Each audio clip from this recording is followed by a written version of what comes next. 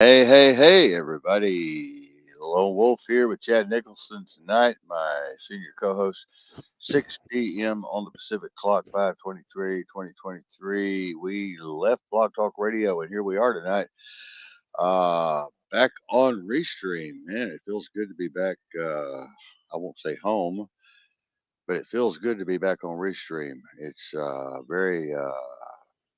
it's very different from Blog Talk Radio. We're streaming on multiple channels, and we have the capability for you all to get in on this QR code here and to transfer it to your pages. Actually, there's the QR code right there if you all want to transfer it to your websites. And I'm not exactly sure how this thing works yet, but we will find out. I know it's going to our website already. But we do have also a code for you guys to put in for your page where we can be heard on your professional page or entertainment page. So a lot of different things going on here. A lot of new bells and whistles and buttons and levers and things. Tonight's going to be a great show, though. We're here on Restream. We're going to stay on Restream. We're going to give it a long, long try, hard try. Last time we just didn't like it because of BMI and Sony getting into our music business and trying to force us not to play the kind of music that we really like. And I don't know how we're going to handle that yet, but we will be doing a lot of news reels and a lot of news coming across the screen there, as you see. And eventually, our sponsors will be coming across the screen there. Welcome, Chad, to the show. How you doing, man? Good, brother. Good. It's a great thing to be on this platform, actually podcasting now. Yeah, it's different. A lot different. It's really kind of wicked, man. It's a lot better. People like to see your face. They like to see your environment. They don't just like to hear your voice. It's a lot more active and interactive, and it's a lot more colorful and comprehensive. And people can see my ugly mug and growing my beard back out here. And most people are like, "What the hell is going on with that?" And then every now and then we have people pop in on here if I want them to. But yeah, tonight's show, ladies and gentlemen, we're going to be talking about relationships, which is something that I think everybody is thinking about now and forever. I think relationships is a very important issue, a very important show that we could do. And there's a lot of problems in relationships today. A lot of divorces, as you all know, the divorce rate is skyrocketing all over the world, not just in the United States. And my take on that is my remedy for divorce, of course, is my remedy to that is don't ever get married. And that's just the remedy to divorce is don't ever get married. Marriage is a fiction. Divorce is a fiction. It's all about your programming and your indoctrination, and it's all about your tradition or your creed or your culture, but dogma, your but if you talk about all of that, religion, some countries they jump over a broomstick, and some countries they jump in a swimming pool. Some countries they walk through fire. Some countries they actually walk on hot coals. Some countries they slit each other's arm and they suck the blood from each other's arms. Some countries go out into the woods naked for 3 days and come back bonded. So many different things that you all don't even know is going on. It's just amazing that you're stuck on dumb. I hate to say that, but a lot of you are just stuck on dumb. You think that getting married means going to a church and having all this money spent. I've seen people when I did music for weddings, I've seen people spend $25,000 on a wedding, 40,000, 50,000, $150,000 on a wedding, which is ridiculous. And then the folks would be divorced within a year, 2 years, 5 years. Divorced, have kids, go to divorce court, cost another 350,000. That's an actual case of mine. Working on getting the grandkids back, never did. Went to, you know, borrowed all the family's money, all the coworkers' money, all the friends' money, all the bank money, sold the house, sold the boat, sold the car, still didn't get the grandkids back. So marriage, what is marriage? I mean, it's crazy. It's insane. It's something that I want everybody to really understand tonight. Chad and I are really going to be hitting hard tonight on what is best friends. How do you make friends? What is a best friend? And where did this marriage thing come from? I don't even want to get into the history of it tonight because it's all commercial. It's like Christmas. Where did Christmas come from? What is Christmas about? Is it about Jesus? Is it about no? It's about presents. It's about gifts. It's about commercialism. It's about capitalism. It's about profit. It's about power. It's about money. It's about time. It's about space. It's no, no. But anyway, it's all about money. Money, money, money, money. It's not about love or matrimony. Matrimony. I mean, think about it. Uh, my whole solution to the problem of divorce and family court is just don't get married.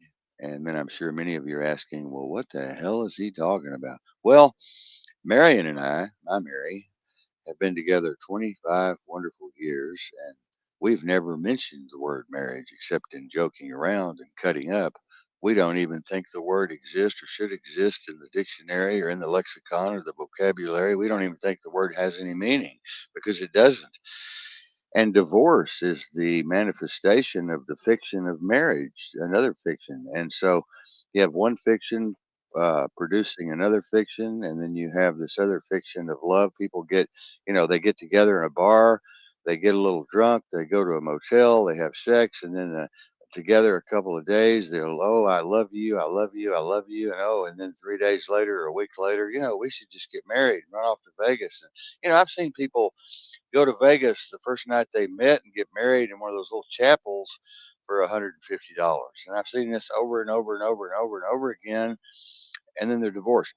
My whole thing, and then I'll let Chad have it, is we've been best friends 25 years, Marion and I. And we've been best friends and soulmates, if you want to say soulmates.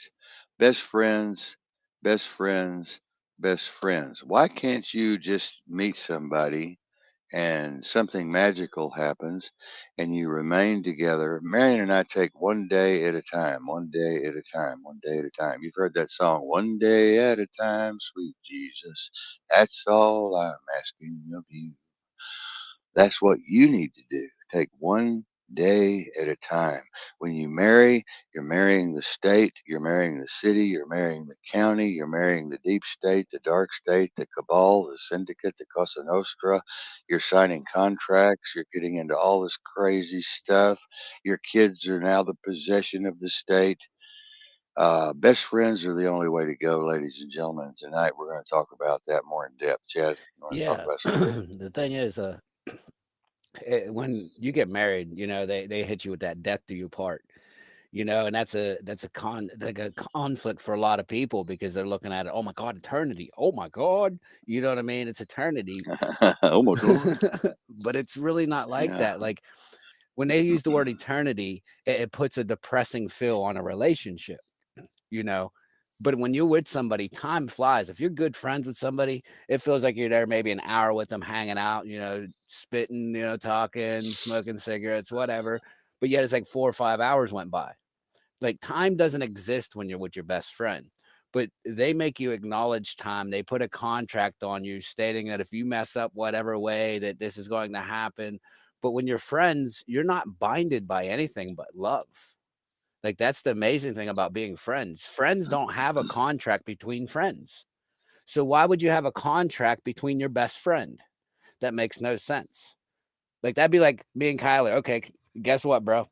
We need a contract. We're friends. So if I step this, I do that, something's going to happen, man.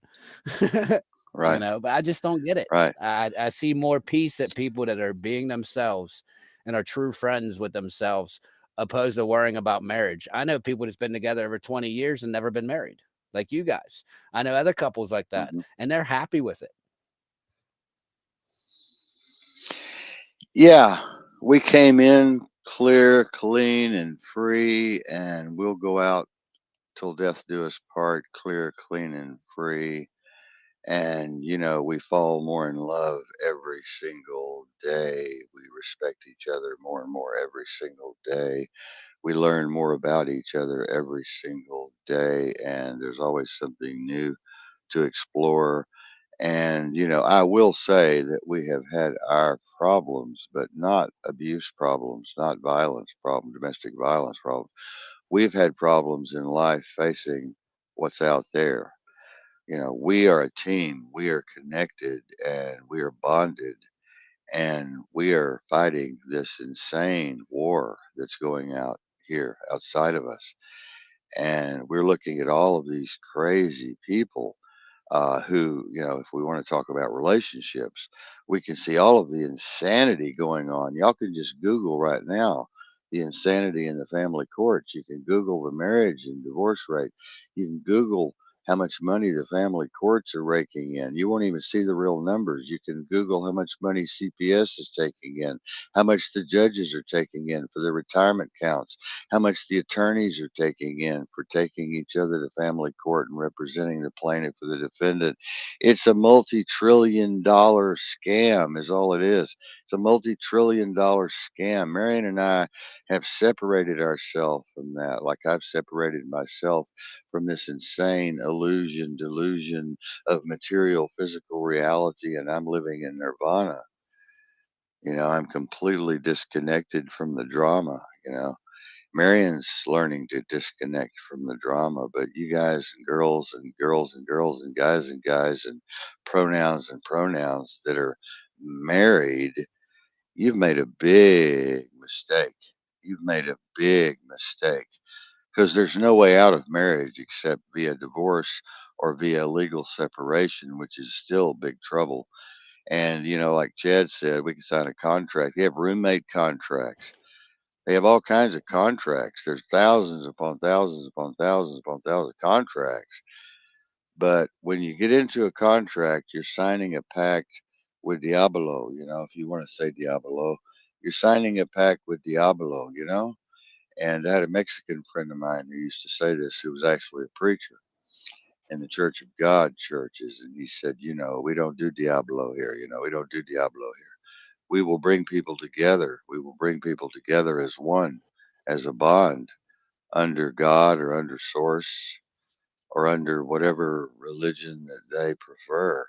But we will not ever get involved with someone who is going to a courthouse to sign a contract or a justice of the peace to sign a contract because that is all about property. I'll give you a little bit of history, tiny bit of history of marriage. Marriage is about property. It's about property. A dowry. It started with a dowry, okay? Y'all can look all this up later, okay? It started with a dowry. Marriage is about property. Marriage is to guarantee that the woman is taken care of. Originally, if the man happened to leave her, there would be something for the woman there, and there would be legal recourse for the woman to be able to recoup or recover damages. Well, that's all changed now because women have gone nuts and men have gone nuts, and they're all trying to kill each other now. So this dowry thing is over. It's not about women anymore, and then they're damaging the children. Look what divorce does to children. Look what it's very complicated. We'll get to that in a minute. But look what divorce does to children. You know, Parents are arguing and arguing. They're calling each other horrible names. They're throwing stuff at each other. They're drinking. They're drugging. They're burning out in the car and leaving and running away and having wrecks and coming back and getting DWIs. And they're all violence and violence and violence. And the kids are watching all of this, and all this is going to the kids. People like this don't need to have kids, number one. Number two, they don't need to be married. Number three, they don't even need to be together. And then they separate whether they're married or not. And then the man's talking about the woman, and the woman's talking about the man. Oh, he was a bank robber. He was a child molester. He was a beater. He used to beat me. He used to take drugs. He used to sneak around with the secretary. And then the man's telling the girls and the boys, oh, mommy was a whore, and mommy used to date her boss, and mommy was a drug addict, and mommy took overdoses of those pills. It's just the kids are hearing all of this, and I guess, Chad, we brought up a box of worms here. We've opened the Pandora's box because this is what people are doing now. This is what millions of people in the United States are going through right now. And it honestly makes me have tachycardia. It makes me sick to my stomach to think about all of this insanity and this drama and this anger and this violence that is going on while we're on this show right now, when everything could be so synchronistic and so harmonic and so balanced and so peaceful and so transparent. I know, and people want to point the fingers at everybody else. Oh, it's the reason there is because you're this person or this parent or that parent, and it's like You're teaching a child a bad habit already, for one, to not take responsibility, so that when they get into a relationship, they're going to do the same thing, and they're showing their kids this is the way relationships should be. The parents aren't leading by examples, they're only leading by, their hormones. That's pretty much what it is I see in society. It's, how quick can I get in bed with this person? And that's it. And a lot of people get married because they have a one night stand, they get a baby, and that's the worst thing you could do right there. Yeah, the children. What, babe? Oh, the code's cutting off Chad's chin. Marion doesn't like that. So that's funny. Yeah, let me I adjust my how do I camera. get rid of that? Oh, that's okay. You look great now. Yeah, you're fine. You're fine. Um so yeah, plus no, I don't want plus. I just want to get rid of that uh I just want to get rid of that code, that's all. But I don't know how. But anyway, yeah, it's crazy. People having all these kids, and it's just amazing to me.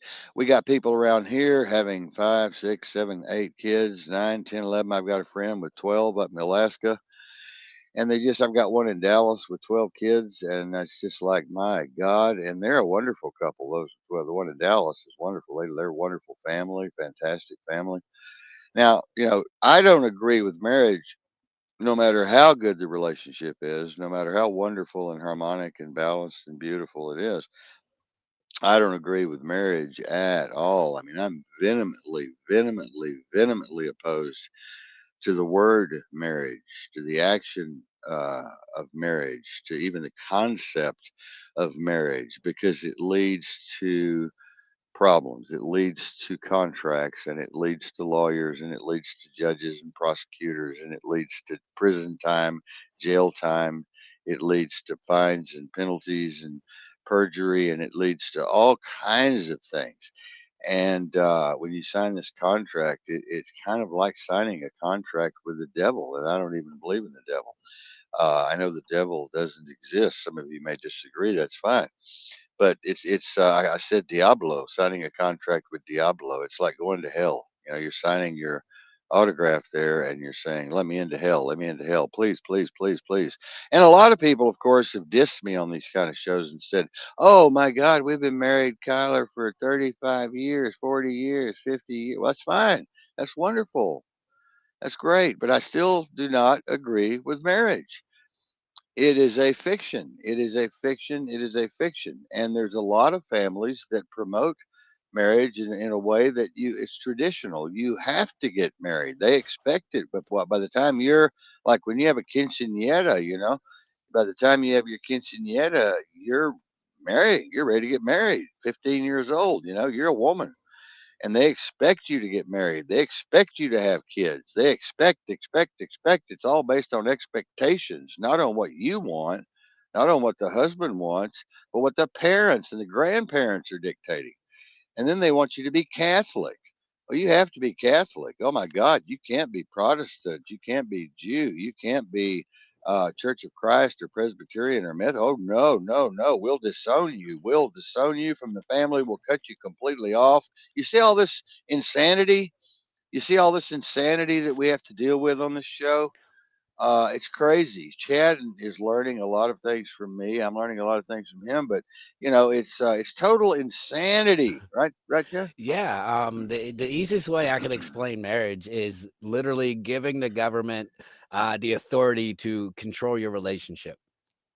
That's what it's designed for, in my opinion. They come in here, sign this contract stating that if you don't abide by everything you say, we're going to take everything from you. Here you go. Let the government in. We want to control your relationship as well. And the parents, like as you said, it's the religion based. Like, a Catholic can't marry a Christian. That's a no-no. Or a Jew can't marry anything else. It's just nonsense. It's just more barriers for you not to find your soulmate. Yeah, it really is. And then you have the guys in MGTOW, like you were talking about pre-show, who say, "Oh, women are all gold diggers, or women are all whores, or women are all out to take you to the bank." or women are just out to, ruin your life, or they're out to control you. And then women say, oh, men are out to control you. Men have all this testosterone. They want to prove how tough they are, and they're not very romantic, and they don't know how to have sex, and they don't know how to please me. And the man will say, oh, she doesn't know how to have sex, and she doesn't know how to please me. And then there's no pleasure, and then there's no harmony, and then there's no balance, and there's no transparency. And this is going on. We have the sexual aspect to talk about, and you know, it's a big issue. Wow, it's a big issue here we've gotten into. I mean, when my dad used to say, love is a misunderstanding between two idiots, and he was right. Love is a misunderstanding between two idiots. And he was speaking metaphorically about all of these people who go out thinking that they really know kind of what they want. They really know all about relationships when they really don't know anything. They're in the third grade and they think they've graduated, and they haven't. They haven't even got out of the third grade yet. And when a man meets a woman, he doesn't know how. Most of the men that I know, they have no idea how to talk to a woman. They have no idea how to deal with a woman. They have no idea. They have no listening skills. They accuse women of being overly emotional and blah, blah, blah, blah, blah. And you know what? That may be true, and that's fine, and that's wonderful. As long as they're not crazy drama queens, as long as they're not temperamental, sensitive, insane people, as long as they don't get all froggy and freaked out over every little thing. I mean, there are times when, yeah, you need to get rid of a woman to say, well, thank you. The date was nice, but I'm ready to go home. I call it cab. Can you come get me? Yeah. And there's men the same way where women will go out with a man, and he'll be at the table. He'll start picking his nose or something, eating his boogers or something. Yeah, well, it's time to get a cab, ladies. Time to go home. Well, I did that with Marianne, and she was fine. Or passing gas. I had a friend who told me a story. Him and his wife, they've been married 30, 25, 30 years. And when she met him, he was a gas passer. Marion and I met him. He was a gas passer. We'd go sign a contract with some big remodeling deal, and he'd stand in the kitchen with the clients and just let one off.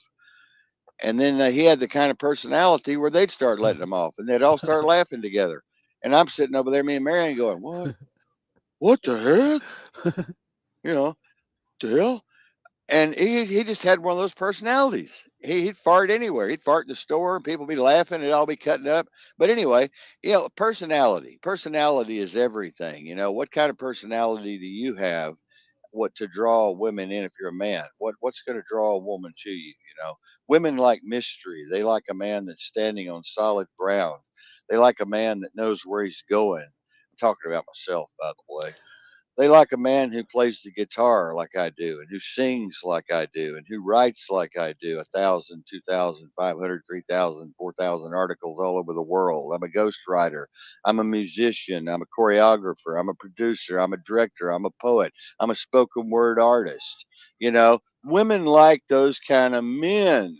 They don't like boring men, and men, they shouldn't like boring women, but unfortunately, most men want their woman to stay home, or they want them to call them at work at 40 times a day. Where are you? Who are you with? Has your boss been by your cubicle today? Has he looked at your legs? Has he looked at your tits? Why, have you been talking to somebody else on the phone? I'm going to check your password when you get home. All this stuff is insane. This is insane, sheer insanity. If you have to worry about your mate for 1 second, just stay away from them. Don't get near them because you're sick. It may not be them sick, it's you. It's you the one that's sick. Because if you're all freaked out and pent up and worried and stressed out all the time about what they're doing, what are you doing? You're probably watching kitty porn or midget porn or smelling your own farts or something. You two faced, hypocritical bastards. You're all two faced. You're looking in the mirror, go look in the mirror at yourself and go, why am I like this? Why am I messing up every relationship I seem to have? Well, it's because you're so damn negative. And if you're negative, you're going to draw in the negative from the quantum field. You're going to produce whatever it is you think. You think, so you are. You think, so you are.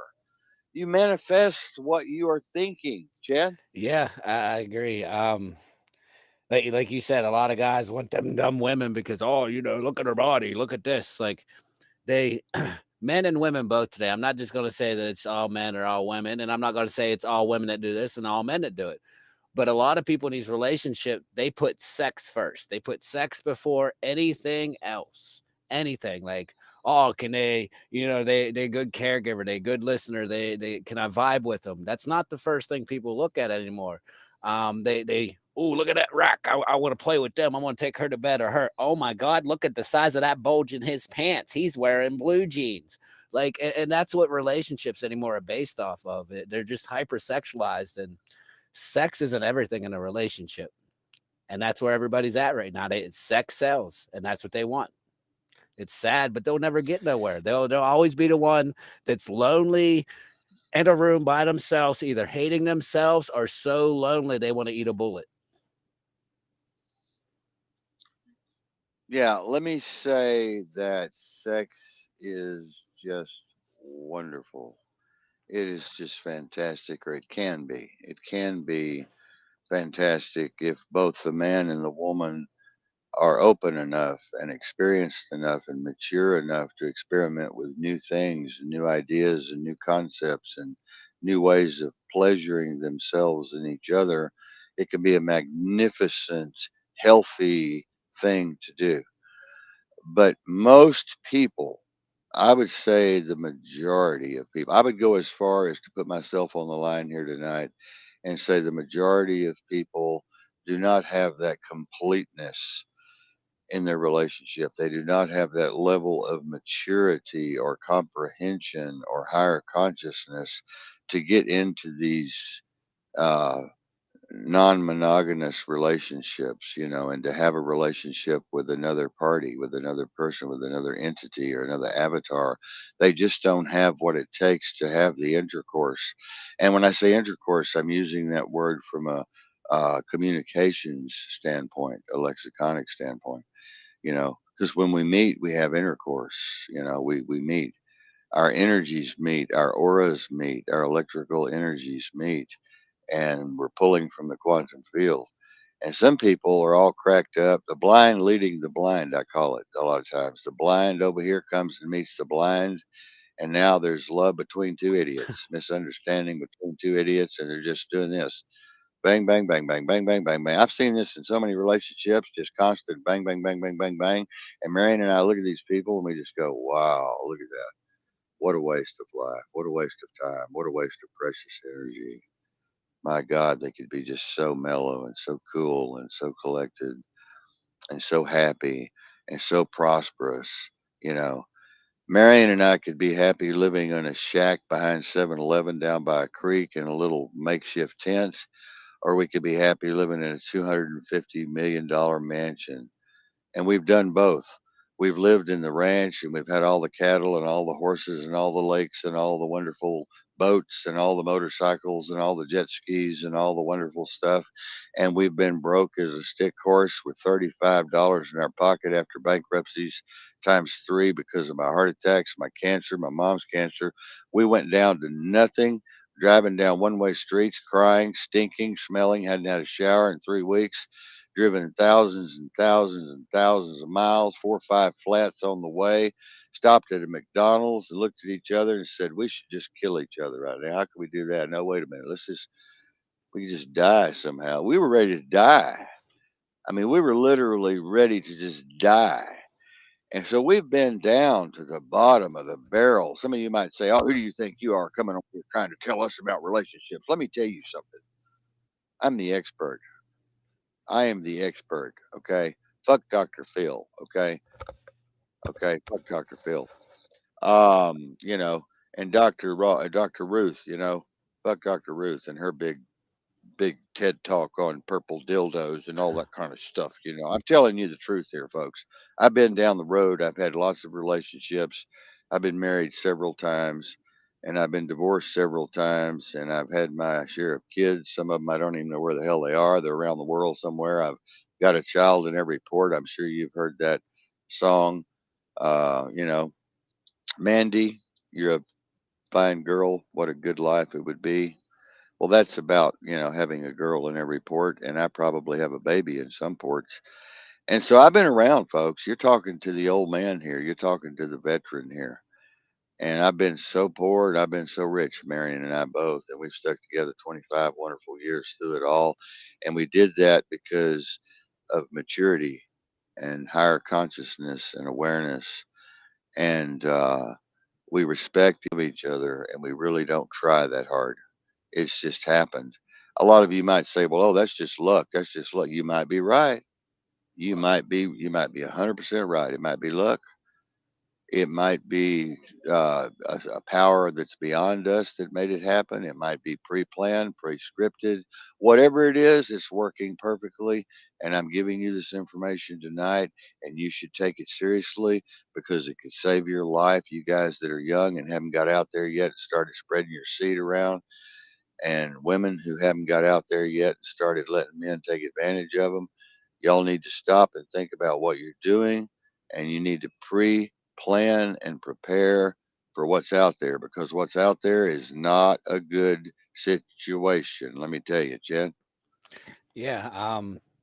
The thing is, like, if people would see the situation that they're in right now, like if they say, "Oh no, look, I can't stand the world today," why would a couple even try to even mess around to bring in a relationship unless they absolutely think about that huge decision? Because that's a major decision to bring a child in the world today with how it is.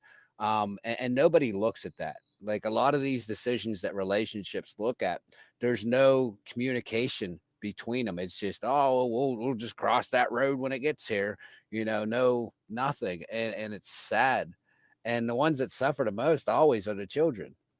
And it's these women out there think that because their friends tell them, oh, well, you should go be with this man or you should go be with this man. And the men are like, oh, man, you didn't get that yet. You didn't get that yet.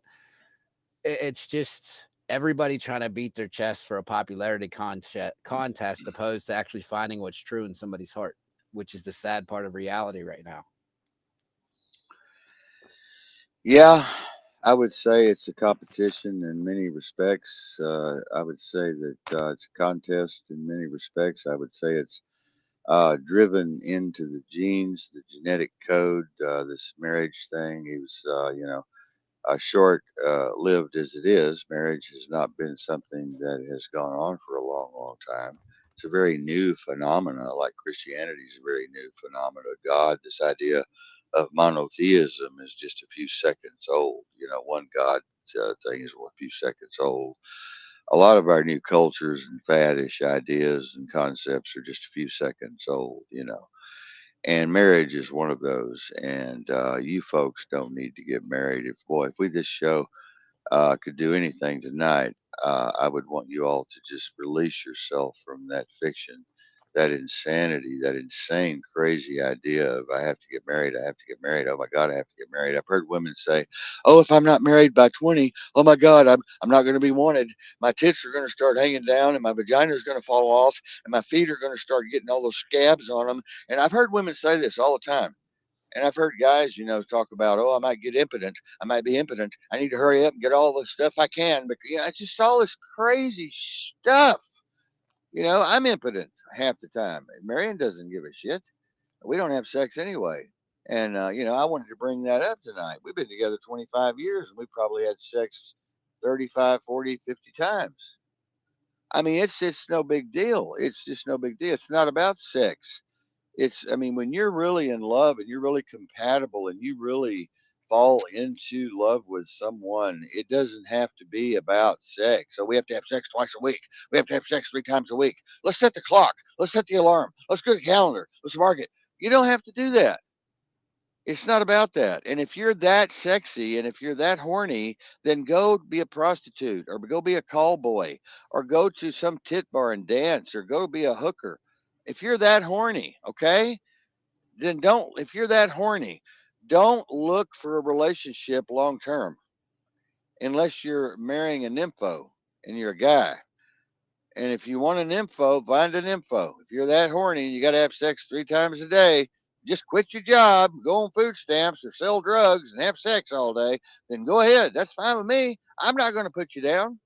I'm not going to disrespect you. I'm just telling you what to do. Okay, Chad? Yeah, I agree. It's like I don't see how people that, like you were saying, the nymphomaniacs could even think about being with somebody that's not a nympho. Because that person that's not a nympho is going to look at them and be like, you think I'm going to do that many times a day or this or that, and then they're going to hate the relationship automatically. It's just going to be more of a burden, more of a struggle on the relationship than anything. And I don't see, really anything what's going out having fun when you're young, but don't get in, as you said, don't get in committed relationships, go do your own thing. Like the old saying was, go sow your oats. They tell you, go sow your oats. Then when you're done sowing your oats, settle down and get married, but everybody wants to sow oats nonstop. And it's almost like they have sex so much in the beginning that sex becomes boring between them, which causes conflict. I want to say at this point in time, you brought up something very interesting that just struck me. Um, I want to first of all welcome Chad here with us in the family, part of our family, part of our team. Now it's an honor to have him here, and I haven't had any doubts at all about him coming or about him being here. I'm just very happy. I will say it's a little different, when you have a third person, third wheel.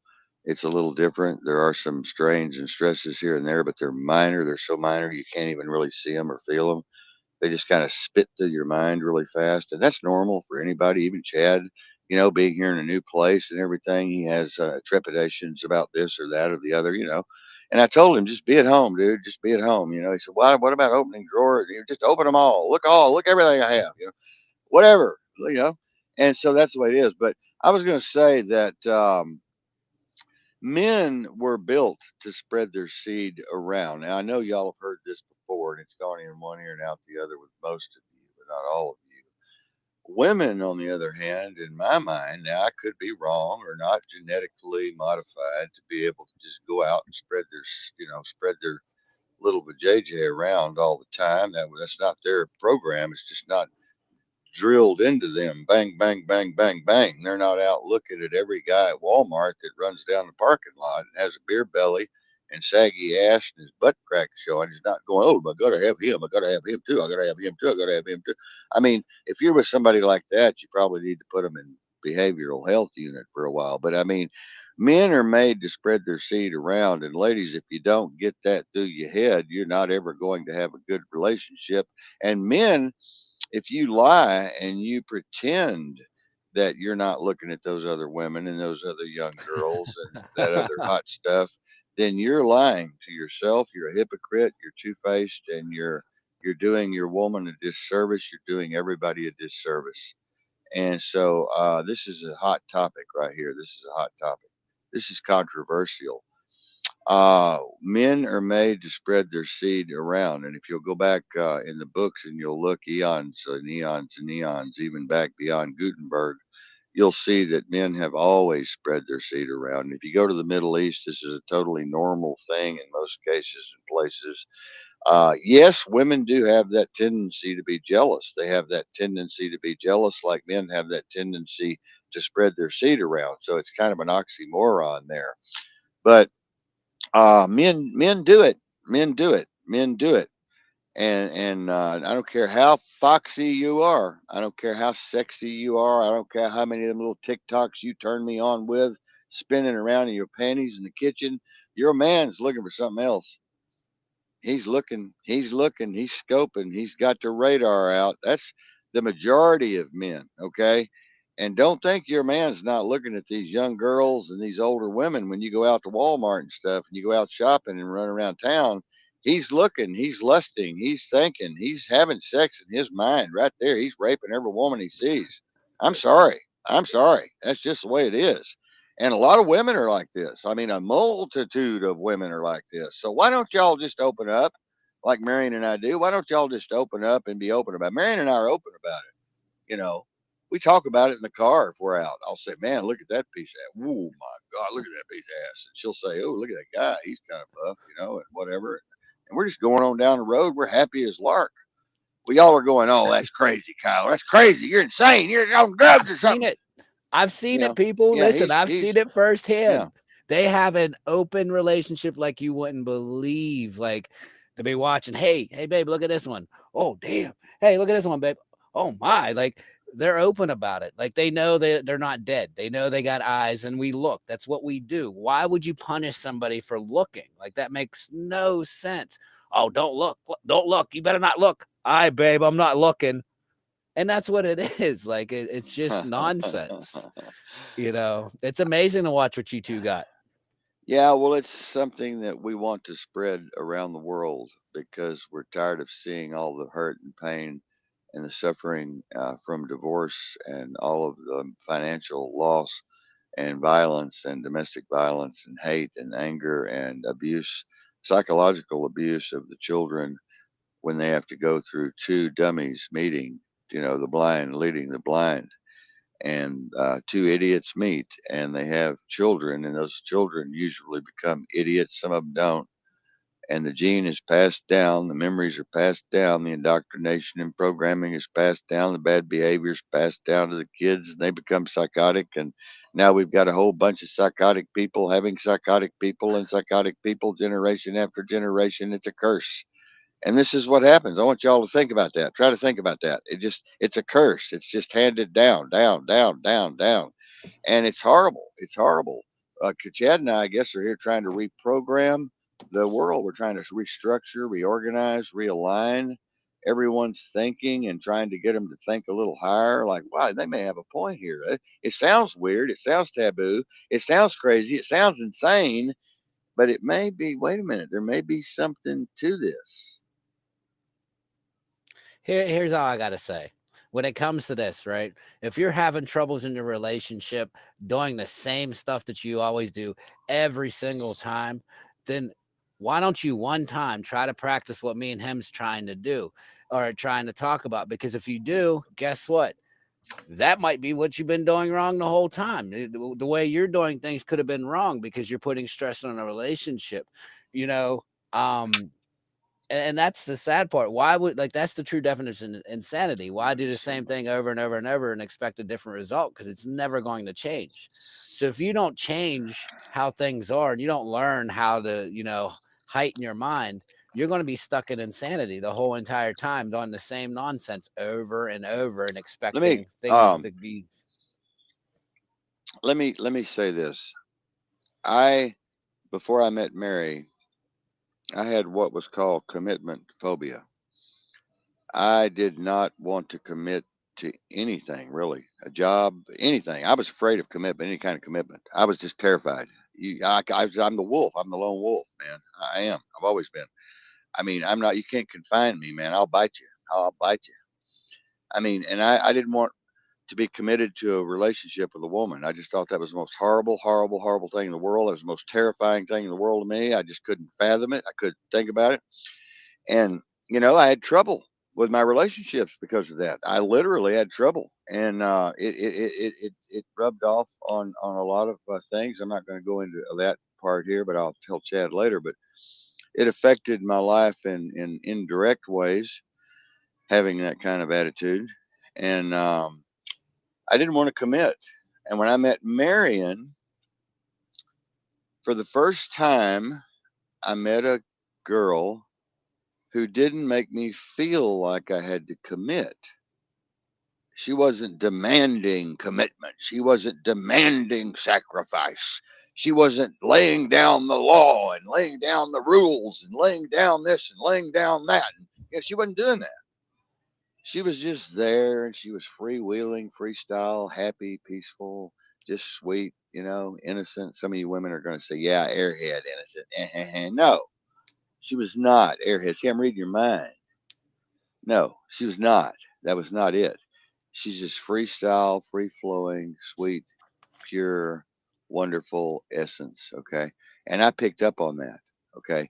She made no demands on me whatsoever. She came and helped me take care of my mother for 14 years at home, committed herself to my mother 14 years at home. I've seen this woman cleaning my mother's diarrhea that was in her hair all the way to her toenails, two times, three times a day.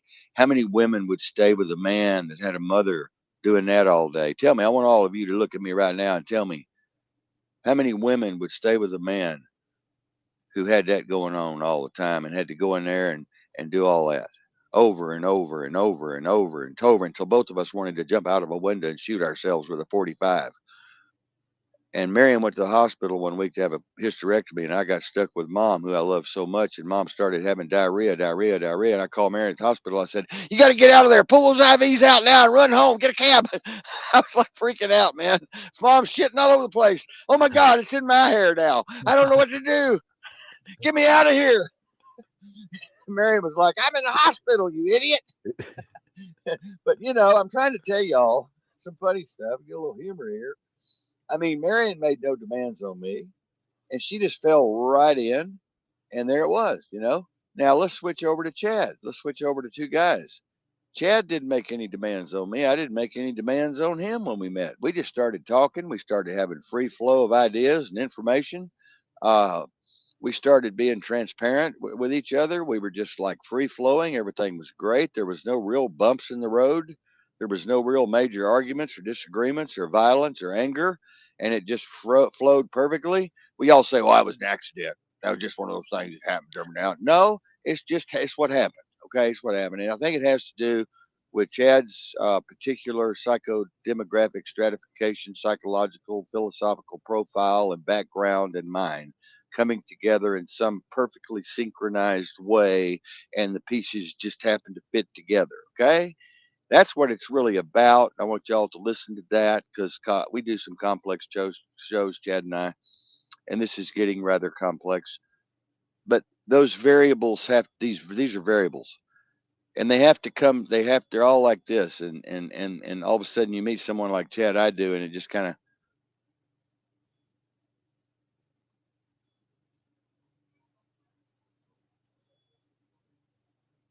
you feel the peace in that, and then it just closes up, and then you're praying. Mhm. It's just wonderful. It's just wonderful. Now, me and Kyler, like when we're around each other, like there's times like we're starting to sync up. See, this is what's cool about when you listen, to stuff and you're actually open minded and you let stuff flow, like we're talking about, is like when he wants to smoke, right? Somehow, some way, he knows that I'm about to go smoke, or vice versa. We end up out the same spot around the same time. That's just like how it is. Like when you're around people, you start syncing up. This is why women that are really good friends, this is why their menstrual cycles sync up, because they're doing the same thing that me and Kyler's talking about. They just let the free flow go, they connect, and it's nice. Like you have a connection internally that a lot of people will never get with anybody. Chad, I think I'm getting a little woody here, sweetheart.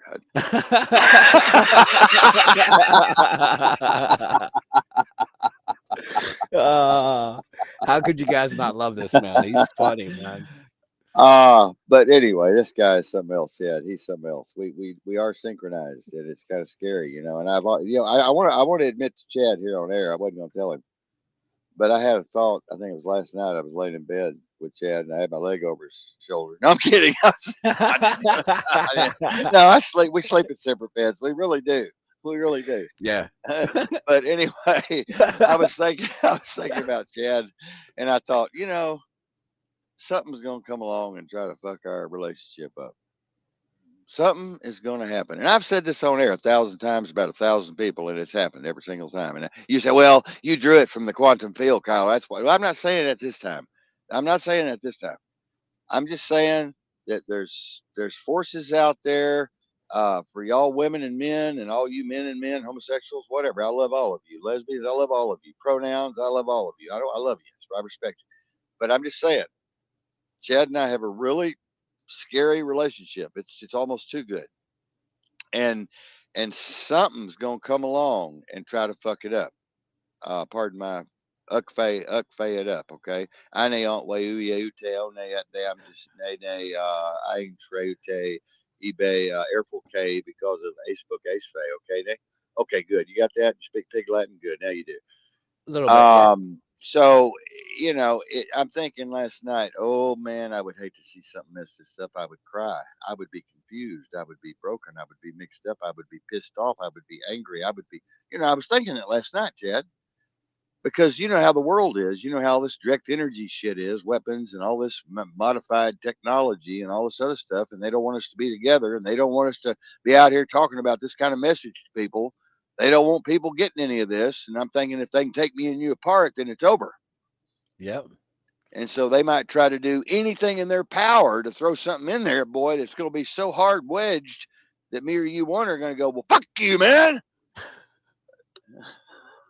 Yeah, but look, I mean, they've already started on us. Look what they did to my Facebook once we started syncing everything together. Look how quick they eliminated me out of the process. But yeah, it's all good. I mean, I know if something comes in between us, I know that it's a force that was sent to us like that. I know it's not really the truth. You know, that's the good thing about being a little bit higher conscious than most people. I don't get stuck on the small little things that everybody does. Like, say, prime example, me and him could have an argument today, right? Probably 15, 20 minutes of us walking away from each other. Fuck him, fuck him, fuck him. We're probably out smoking a cigarette back together like nothing happened Yeah, because we know we can't hold shit against nobody. Like we're here yeah, for the now. yeah. I mean, that's how I see it. Well, I'm sure, Chad, everyone here listening and who will be listening in post, as they always do months later, and over the months we get thousands of listens, I'm sure they would like to know something about your psychological profile that allows you to be able to sync up with people or want to sync up with people in a peaceful, comprehensive way and not get into a violent disagreements and arguments and not have all this drama. What where did you come from? Where did you originate from that allowed you to have this extra wisdom and this extra peace within you that uh, My story is actually a little strange compared to most people.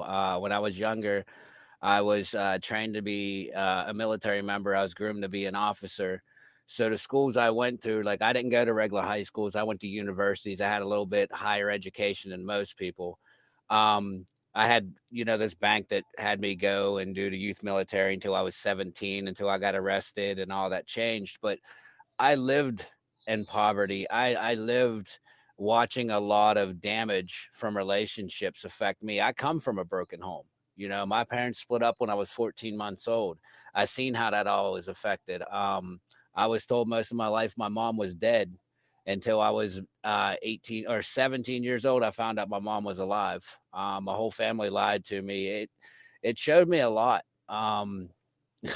When it comes to that. My aunt is also a behavior disorder teacher. I was surrounded by a lot of highly educated people, which was nice, which technically I should be fighting on the other side. But when you see how they groom you, the advantage is when you see how you was groomed and how you was indoctrinated, you're able to pull back and that changes your whole vibrations and flow in life. And I've done a lot of studies like the Emerald Tablets of Thoth, the Anunnakis, the Sumerians. I've read all them old tablets and everything, and I've taken them, like to heart basically, and that's pretty much me.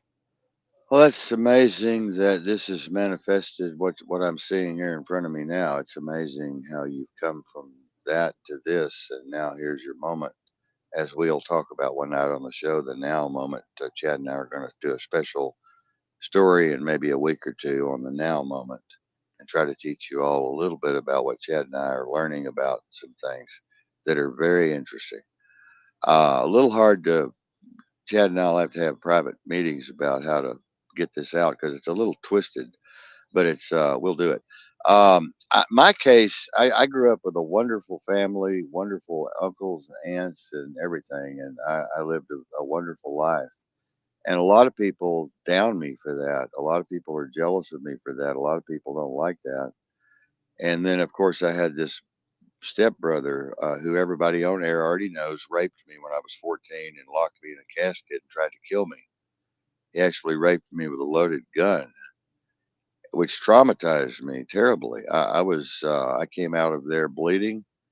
I was ashamed to go to the hospital. I was ashamed to tell my parents. I was ashamed to tell my folks at the funeral home. I was ashamed um, of myself.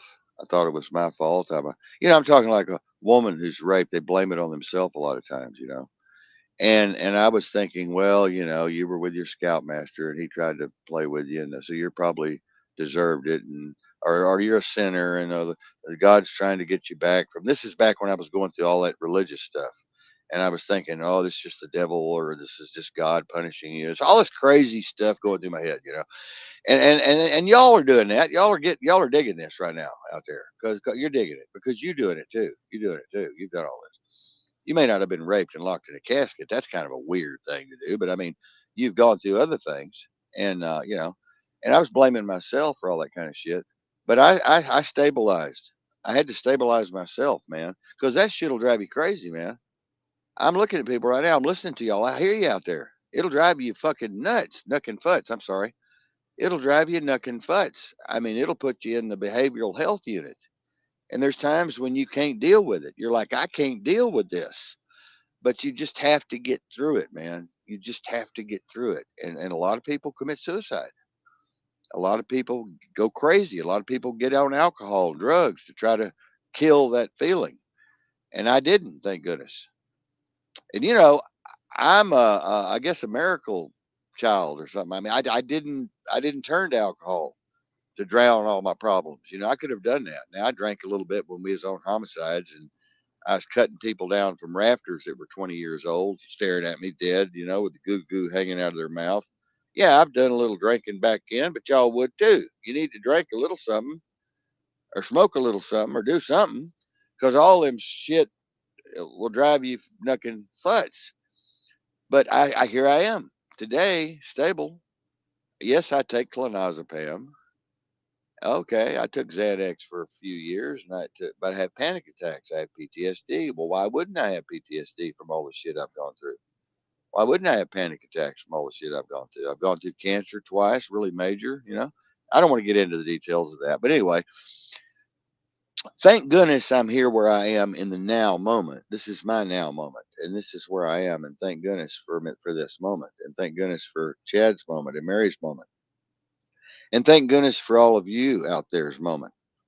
If you're having a peaceful, harmonic, balanced, synchronistic moment, and you're increasing in your intuitiveness and your discernment and your depth of understanding and your transparency and your comprehension listening to this show tonight, this is a good show. This is the kind of material people need to be putting out that are not in most cases.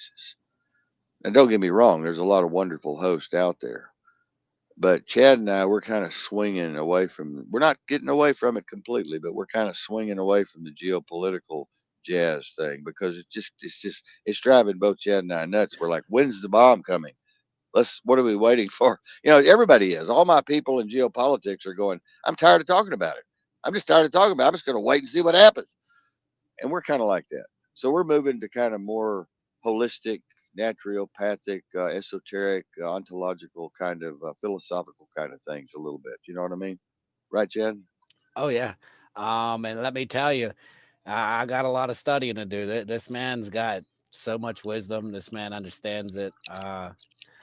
He could talk to anybody within 20 minutes. He'll have you actually seeing different than what you really do. And it's not because he hypnotized you. He tells you how it really is. He doesn't sugarcoat it. He shows you where your error is, and the thought process that you have. And once he shows you what that error is, it clicks right in. It's like you're like, oh my god, it just Oh clicks, my and it's just god! like an epiphany in your head. It's like it's amazing, people, and it starts making sense when he says he's Neil and he sees through this matrix. That's what I'm starting to see a little bit of it too. I'm starting to see little numbers starting to slowly come down metaphorically in front of me. Like it's an amazing thing. It rubs off on people. If you're serious about learning and you're serious about changing and serious about coming into this new way of thinking, it rubs off on you when you're around people. Remember what we talked about yesterday? If you hang around with losers, you'll be a loser. If you hang around with drug addicts, you'll be a drug addict. If you hang around with imbeciles, you'll be an imbecile. If you hang around with thieves, you'll go rob banks. I mean, what is it? I mean, that's just the way it is. The birds of a feather flock together. There's something to that saying. I mean, there is. You know, if you hang around with rich, wealthy, comprehensive, and intellectual, powerful people, you'll be comprehensive and wealthy and intellectual and well connected. So it's up to you. It's up to you. Who do you want to hang around with? What do you want to be? What do you want to do? Where do you want to go in your life? What do you want to accomplish in your life? you've got to be into the quantum field. You've got to get into the higher way of thinking to be able to manifest these things and bring them about in your life. We were talking earlier before the show about people thinking they have to go out and earn a living. I have to earn a living. My God, it's just so depressing. The government, you have to work 5 months, 5.5 months before you get a check. Why would anybody want to do that? I'd rather be on food stamps and smoke crack than to work 5.5 months out of the year to start getting a paycheck. That's the way it is. Why would anybody want to do that? There's got to be a better way. I mean, and so you learn to create money. You learn to create currency, create currency. And Marion and I did that. Marion and I have had a couple of $1 million. And then our bankruptcies wiped all that out. But Marion and I have been on that scale of the, fairly, that's $2 million is not, it's poverty level actually. But we've had couple of $1 million, but we lost it all, and we were poor before we had it. So we've had it all. We've been every which way. Some people were born with a silver spoon in their mouth, so they've never known what it was like to want for anything or be hungry, or not know where your next meal's coming from or your next drink of water even is coming from. They've never been there. They've never suffered in any way, and Marion and I have. So it's really good that we've had all these multidimensional experiences. Okay, and I think Chad, you would you like to speak to that? I mean, you haven't been rich like we have, right? Not rich, but $2 million is poverty level. But I don't think you've been that wealthy. But you've had the ups and downs, right? You've been up. I know you've been up, and you've been down. Oh yeah. So Um, talk to I'm people. my down. I was a dope fiend. A lot of people don't know that about me. I used to play around with heroin. I've been to the bottom of the bottom. People. I've owned my own businesses. I used to work for a company that made, just in roofing alone, I would make my business anywhere between $40,000 to $60,000 a month by putting roofs on buildings. Like I've been in my ups and downs, and let me tell you, you can be at your highest point and be taken out from you in a heartbeat. And that's the scary part. And if you don't know what it's like to be poor, you're in a lot of trouble.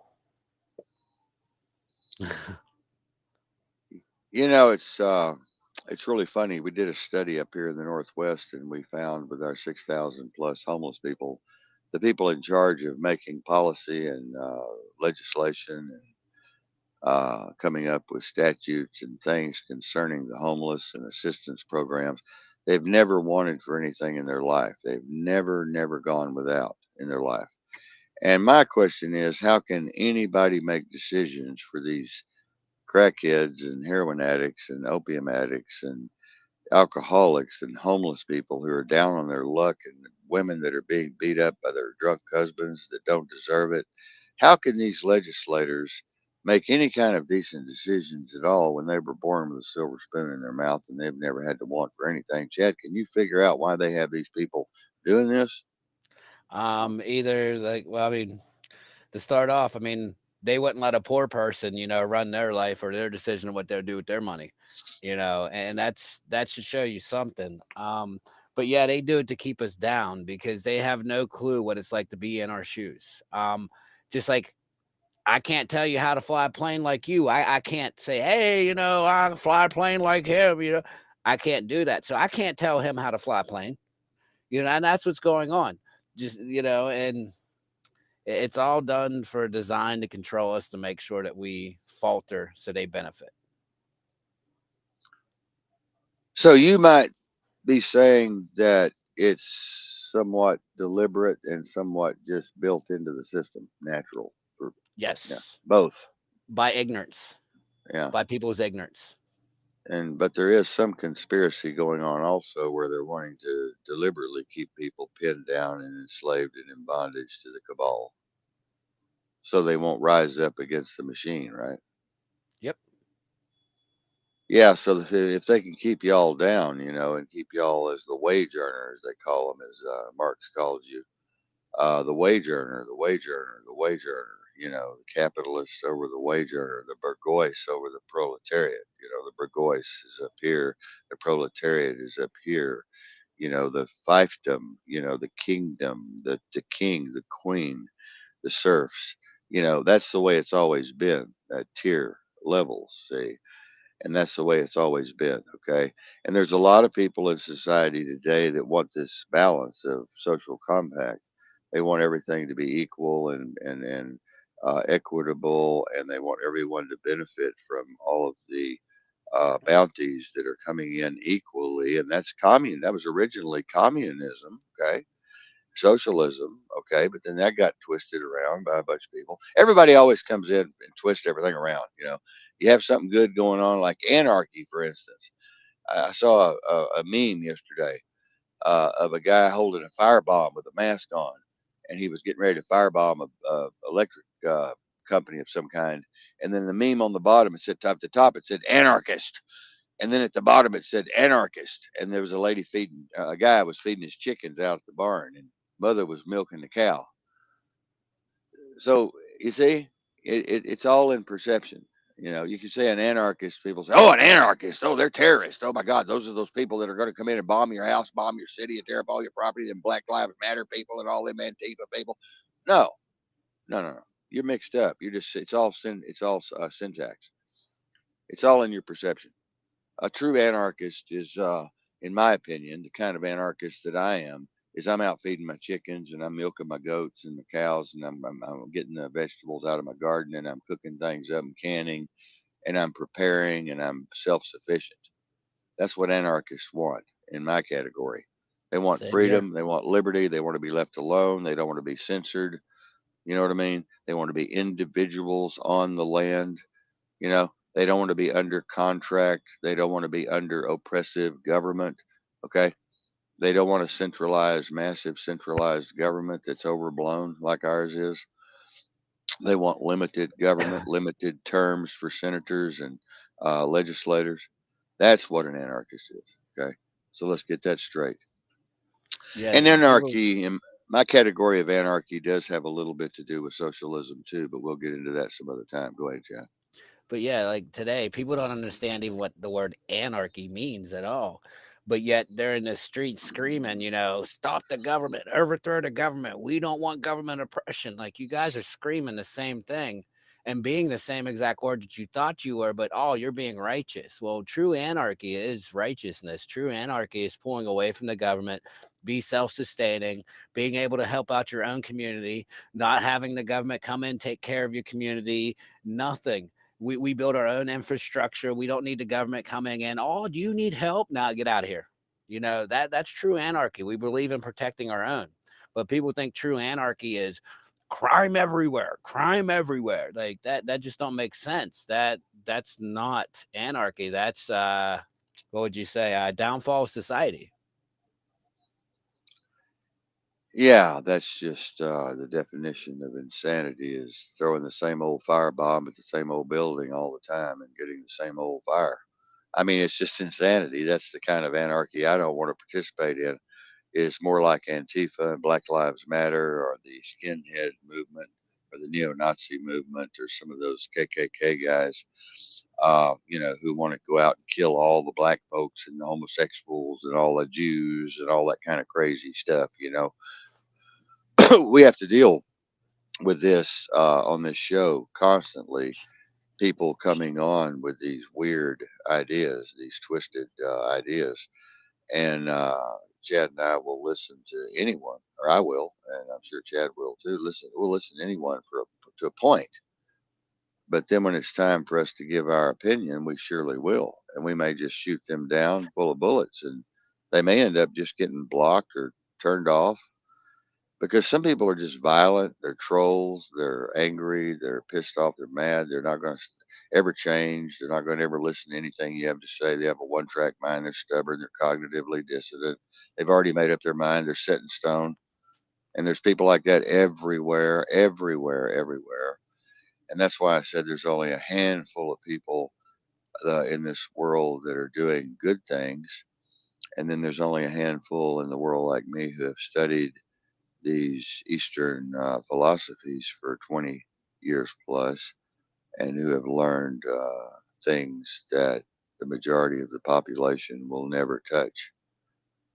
They may see the tip of the iceberg, but they'll never see what's underneath it. And so that's very important to understand. Study, concentration, practice, commitment, focus, ingenuity, critical thinking. All of these things are important. Passion, energy, understanding frequency and balance and harmonics. All of these things are important in the process of increasing your consciousness and your awareness and your ability to be able to communicate with all kinds of beings in your environment, both internal and external environment. So it is a matter of education. It is a matter of training. It is a matter of practice.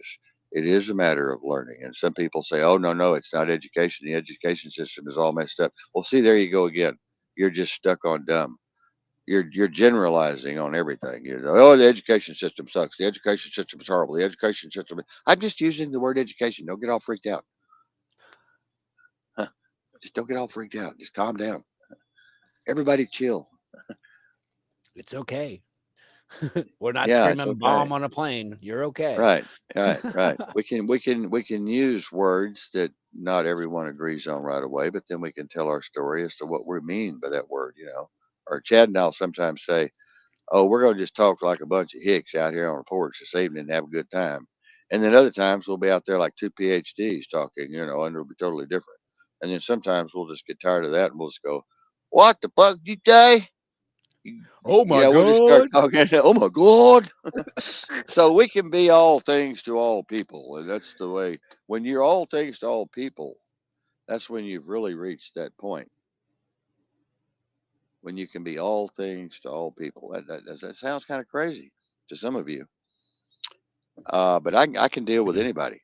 I mean, I'm not going to say it all here because some of you might get mad, but I can deal with any kind of person. It doesn't matter what they've done, what kind of crime they've committed, how perverted, how weird, how twisted, how dangerous, how whatever they are, wherever they come from, I can deal with them. I can talk to them. I have done it in my profession as a paramedic and working with around the police and the homicide division and going out on crisis calls. I have dealt with every kind of person imaginable, and I've dealt with some of the most dangerous individuals in the world that should be in supermax, and I've made friends with them. That's just me because I can be all things to all people. Chad? Yeah, I agree. Everybody just needs to quit putting titles on people and judging everybody so quickly. Even if they've done something, like they're still a human, like they still deserve at least a little bit of respect out of you. And I mean, even if the little bit of respect is being human to them, you know what I mean? Like that's a big thing because a lot of people don't even know what it's like for somebody to be human towards them.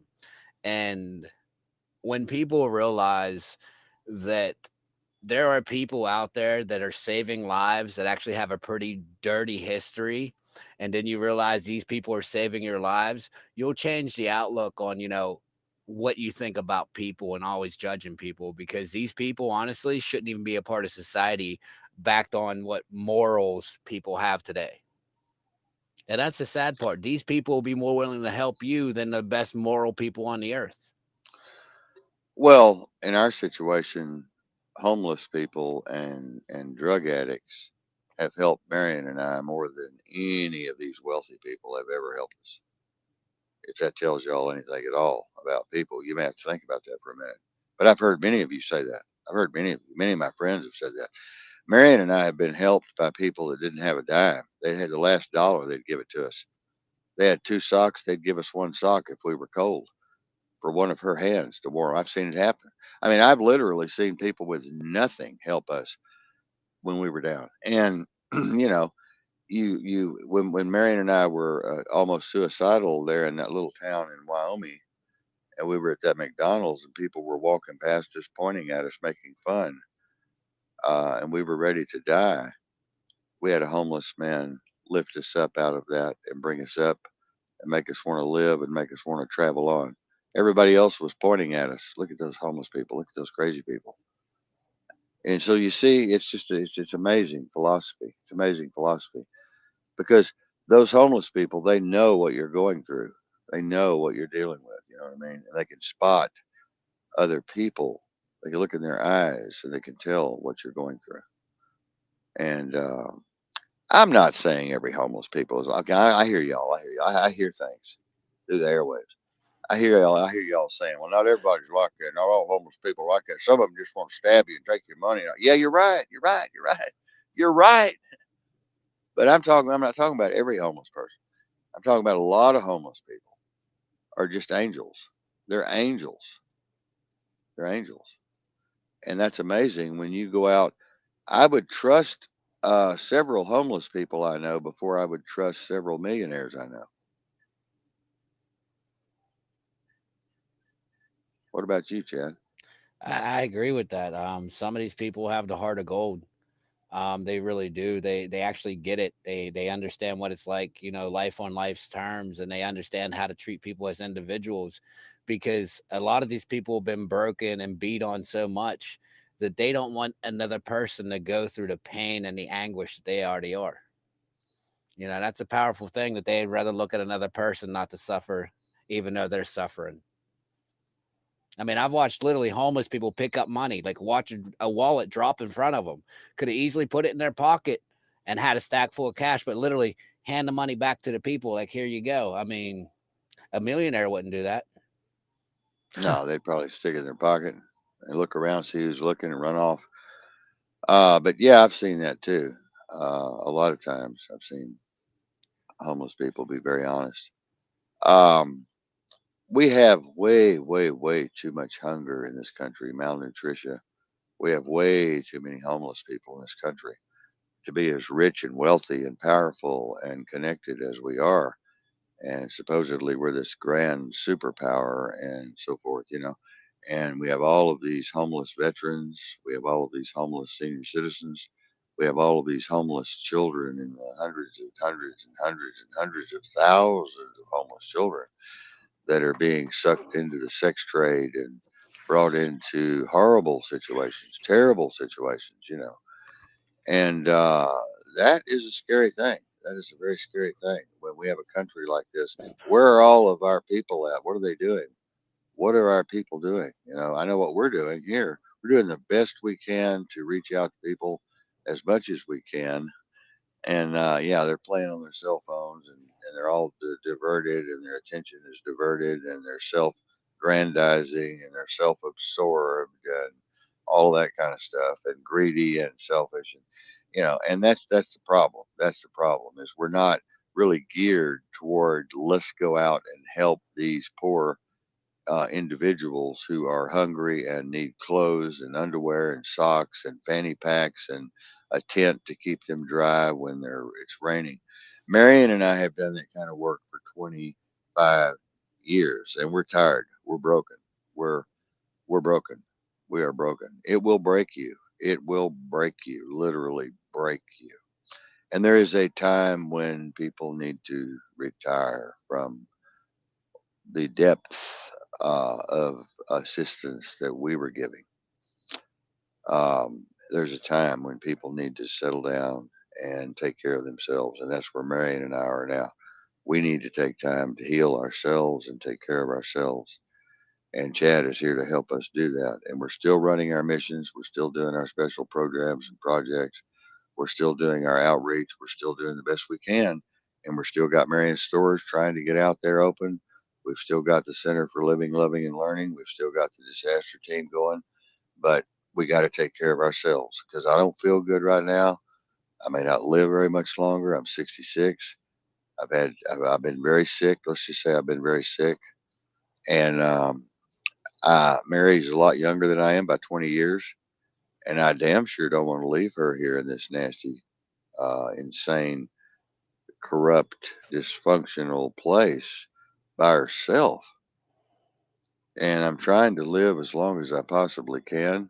She cries every day thinking I'm going to pass away any night here. She's going to wake up and find me over here stiff as a board like a couple of our friends did.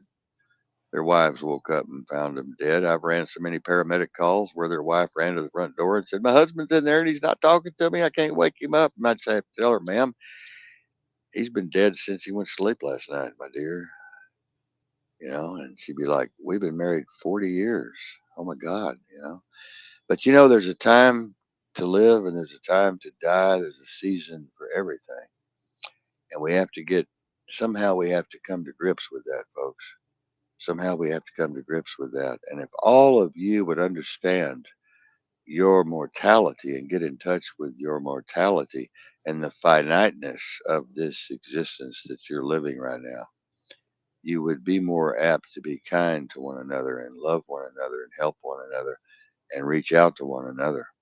You know, those of you who have this idea that you're going to live forever and that you're bulletproof and that you're young and by God, you don't have death going through your mind because you got a long time to go.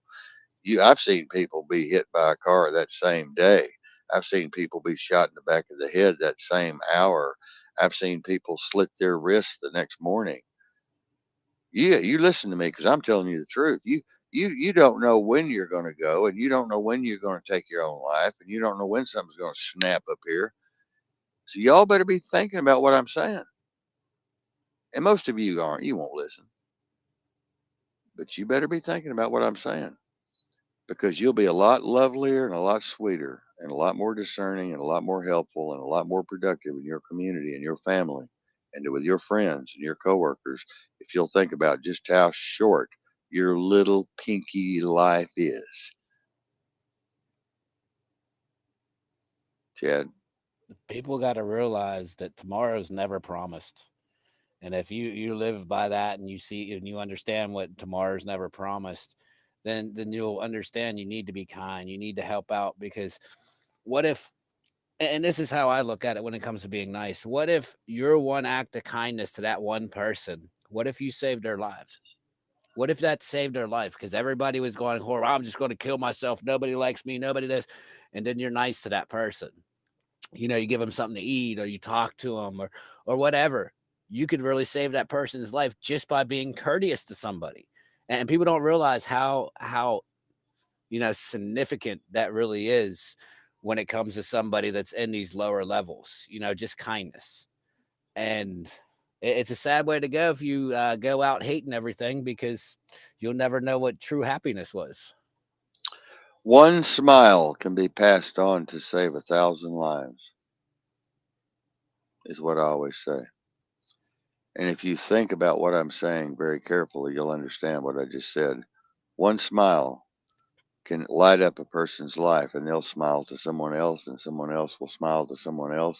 And you never know what that one smile, how far it's going to go. It's amazing. It's amazing. It is literally amazing to think about what kindness does exponentially.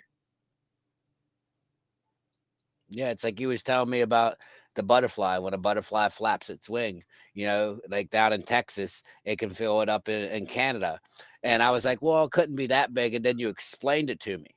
And it's like, wait a second, wait, that one little flap could cause basically like 30, 40 mile an hour winds in Canada by the Hmm. time it's going through its cycle. And this is what Hmm. he's trying to say, that one smile could save 1,000 lives because Hmm. your smile might not save that person's life, but that person smiling to this person indirectly will actually receive to the person that needs that smile to save their life.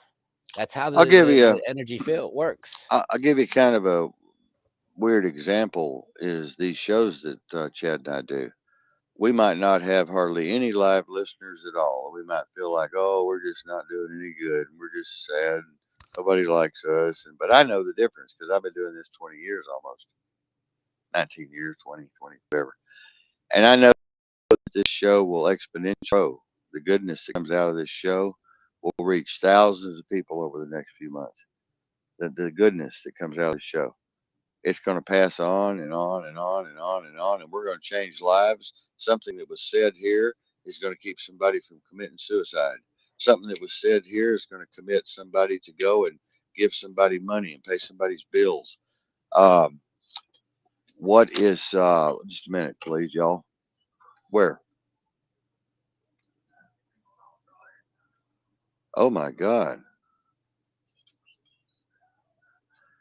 Oh my God. I'm looking at some secret analytics that not even Chad's able to see yet. And I'll say that on air publicly because we're into a private database that we're not supposed to have. Our numbers are skyrocketing, Chad. Hell yeah. People are talking about us. They're talking about what we're doing to save lives right now, what we're doing to them. Wow. That's You see what I'm powerful. saying? You see what I'm saying, folks? Everything that comes out of this can change one person or two persons' lives. And if that's all it does, then that's wonderful. If that's all it does, that's wonderful. It might change 1,000 people's lives. And over the next 3 years, it might change 10,000 people's lives. Now, some of you might say, well, that's a little far fetched. No, it's not. It's not far fetched at all. This is catching. Positive vibrations and higher frequencies are catching, man. They're powerful. They're really powerful, man. When we're reaching out there into that quantum realm, that quantum field, and pulling the goodness in and manifesting all of these wonderful things, it passes on and it grows and it grows and it grows and it grows. Now, will it grow enough to overcome the Cosa Nostra, the syndicate, the cabal, the deep state? No, no, it won't. But it'll help a lot of people in the process, and that's all we're here to do. I'm not here to save the world anymore. I was when I was 40, 35, 40. I thought I was going to save the whole world. Okay, I was just going to be the savior of the whole world. But I know now that I can't do that. I can only save myself and a few people around me. And if I can do that and pass information on here that's going to travel out in the ether and going to travel out there into that unknown void that we don't really understand or comprehend. But what I do know is that these positive thoughts and positive words and positive actions will exponentially grow and heal and protect and create harmony and balance and synchronicity. Absolutely. Absolutely. Like for people to even sit there and think, like, because when I was younger doing this, 5 years ago when I first started, I was going to take on the world. I was taking on the deep state. I'm gonna take over the world. I'm gonna run it in the perfect place. I'm gonna save the world. That's not a feasible thing, for one person to do. The only thing that everybody needs to look at is save your loved ones. Save your loved ones, your friends, your family. This is who you're going to be able to save. We got to think realistically, because if you don't think realistically, you're never going to get this. You're only going to be able to save maybe a handful of people each person. But if we get a whole, like a several handful of people that's doing this, we could save a lot more lives that way. And this is what we're talking about. You got to be kind to people. You got to help out. You got to save the people around you. You know. Yeah, you really do. You really do. And I will admit that it's hard. It's difficult whenever you're going through tough times yourself and you're broken and you're depressed and you're stressed out and you're really having a difficult time. It's hard to be all goody, goody, goody and reach out and find people that need help. I admit that. Okay. I've been there. But sometimes it helps to lift you up a little and helps you lift out of your own situation if you'll go out and find somebody worse off than you are. There's always somebody worse off than you are. I guarantee you that. You might think you've got it real bad right now, but there's always somebody that's 10 times worse off than you are out there. Okay. And I'm not saying go out and find them and help them. I'm just saying that think about it. You know, like right now we're living in the command center and we're living in one of the most peaceful places as far as I'm concerned on earth to me. We're living in a very protected area. We have 1,000-foot mountains all around us, surrounding us completely. We're surrounded by mountains and protected. We're in the valley. We're in the forest. We're in the national forest. We're in an unincorporated area. I never tell y'all where I am, never have, never will. But we're in some undisclosed location in the far Pacific Northwest near the Pacific Ocean. And it's peaceful. It's very, very, very calming here. And this is where I wanted to be before I got any older, and I brought that out of the quantum field. And we're going to be talking more about that on other shows. But you have to visualize it, and you have to not only believe it, but conceive it and transform it, and see it transformed, and see it come into being.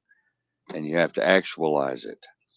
Otherwise, it's not going to be anything but a passing thought, like passing gas. You have to visualize it as already being real. And the Bible says a lot about that, by the way. And I'm not a big Bible believer or thumper, but the Bible says a lot about faith without works is dead. Believe thou shalt conceive. go forward and, love thy neighbor and all that kind of stuff. Knock and the door shall be opened. All of these are metaphors for the quantum field. Now, some of you may say, "Oh, you're crazy. That's all." No, it is. Trust me. Knock and the door shall be opened. You have to knock, and then the door shall be opened. Knocking is a metaphor for action, for actualization and visualization. Okay, and it's a metaphor for bringing forth that manifestation that you desire. Okay, walking into it. You have to walk into it. I've talked to Marion about this for years, and it's impossible for some people to get. Impossible. Some people are so programmed and so indoctrinated and so stuck in the doo doo and so trapped in the shit that they cannot change. They will not change. They're so bitter. They're just so bitter and so angry. They will not change. Right, Chad? Oh no, because they let the anger consume them. They let the rage take a part of them, and they don't realize the reason why they're raging is because nobody's being nice to them. And that's the sad part. They're mad because nobody's being nice or treating them how they think they should be treated. So they're angry at everybody. Well, you being angry at everybody is only going to bring more anger your way.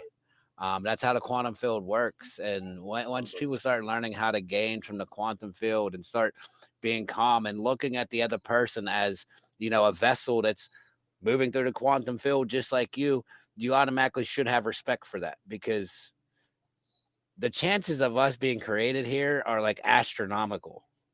You know what I mean? Like people don't realize that. So you should be thankful to see something else moving here because I don't know, because if nobody else was here, it would be a pretty bare nothing life.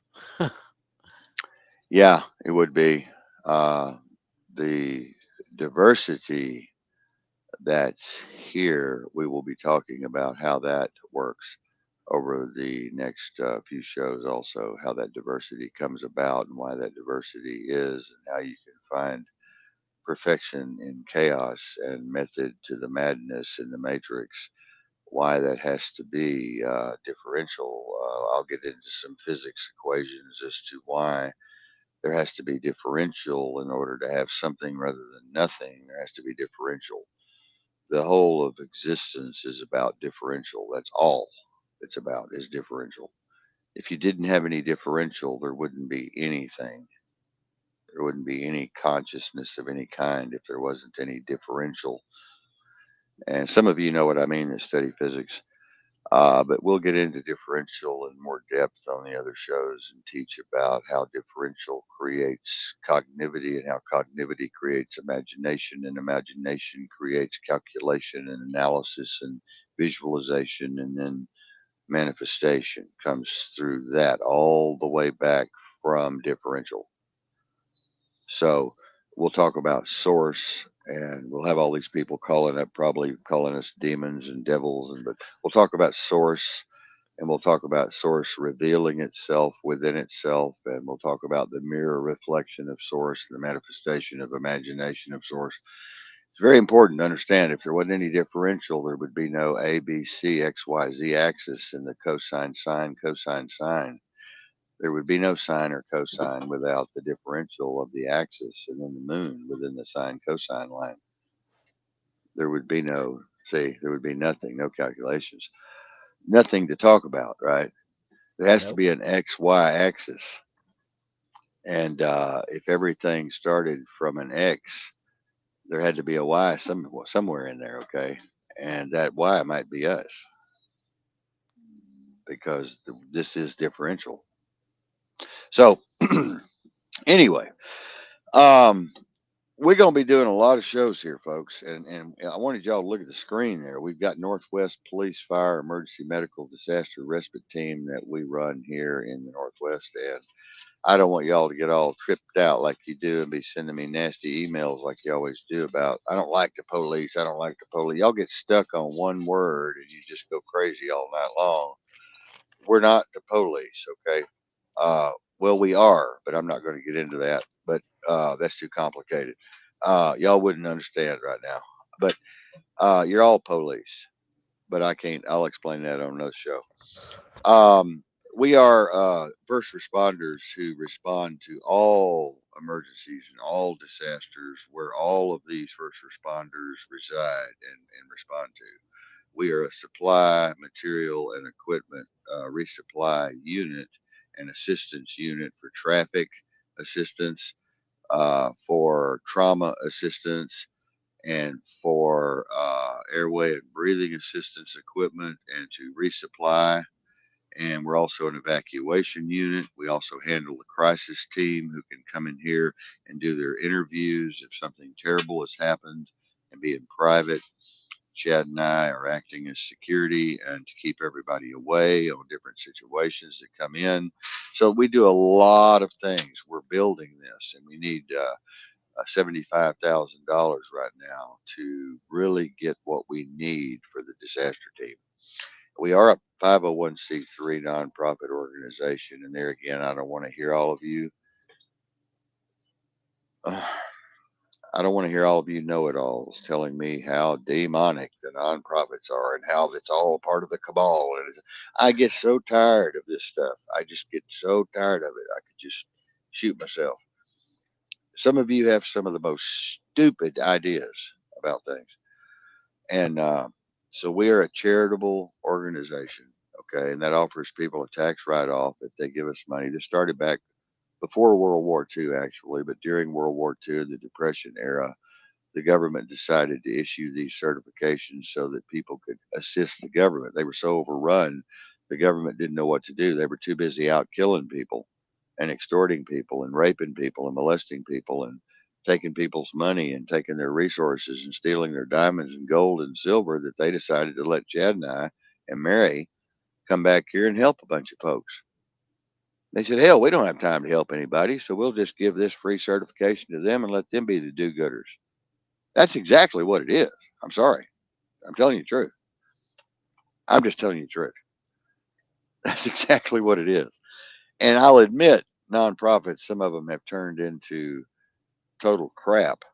I mean, we could put $1 billion in the bank. We could put $10 billion in the bank. We could put $100 billion in the bank under this nonprofit we have. But it's not the money you have in the bank. Is are you doing your mission? Are you being responsible with that money? Are you doing what you said you were going to do in your mission statement with that money? That's the key. Or are you laundering it through two or three different trusts and three or four different LLCs and five or six different corporations? And are you, twisting everything around like they are in Ukraine and all of these other countries? That's what they do. They work with the International Monetary Fund and they work with um, the Bank of International Settlements, which I'm very familiar with and have worked with before.